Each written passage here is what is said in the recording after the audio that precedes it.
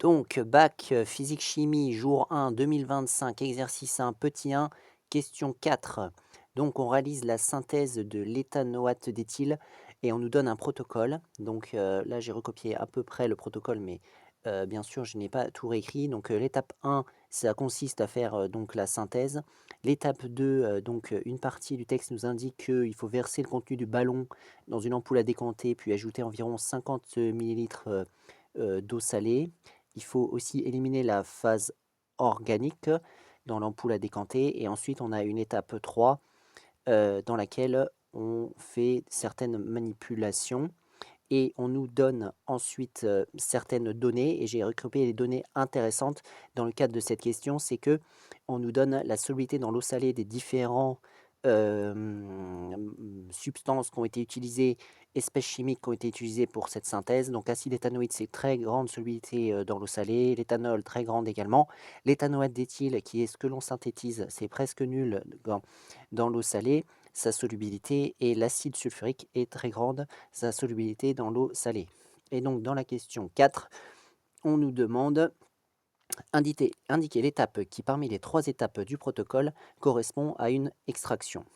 Donc si on analyse un petit peu, donc extraction, qu'est-ce que c'est? Généralement, ça se fait dans une ampoule à décanter.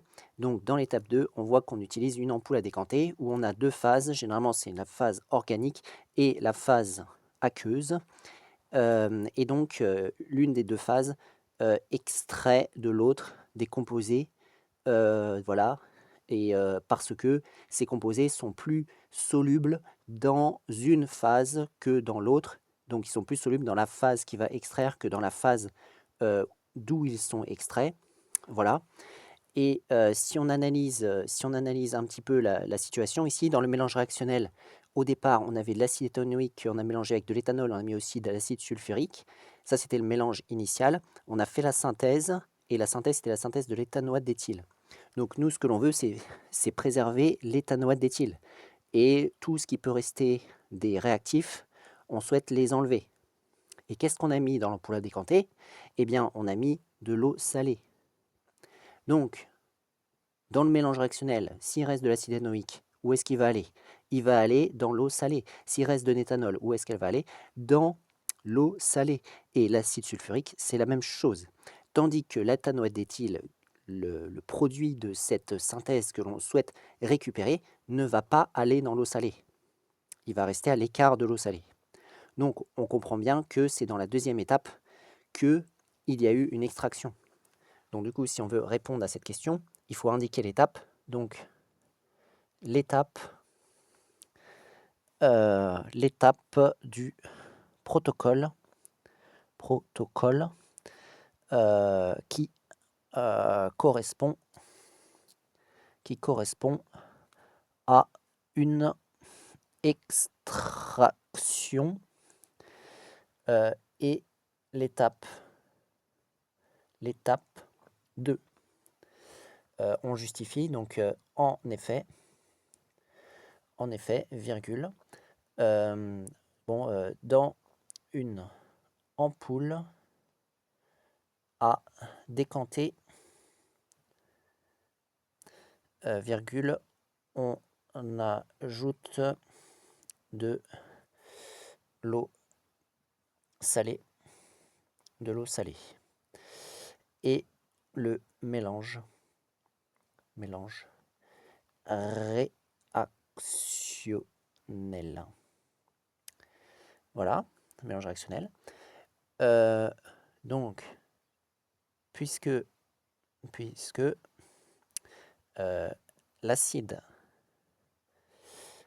éthanoïque, l'éthanol et l'acide sulfurique sont très solubles dans l'eau salée, virgule, ils vont passer dans cette phase, donc je parle de l'eau salée, ils vont passer dans cette phase, bon, tandis que l'éthanoate d'éthyle va rester dans la phase organique. Voilà, dans la phase organique parce qu'il est peu soluble dans l'eau salée. Il va y avoir deux phases, c'est-à-dire deux liquides séparés qui ne sont pas miscibles. Et on va pouvoir donc comme cela récupérer dans la phase organique l'éthanoate d'éthyle et dans la phase aqueuse, c'est-à-dire celle qui contient l'eau salée, on aura le reste des composés qui sont uniquement solubles dans l'eau et qui pouvaient rester à la fin de cette expérience, à la fin de la synthèse. Donc voilà comment on identifie l'étape de extraction dans cette question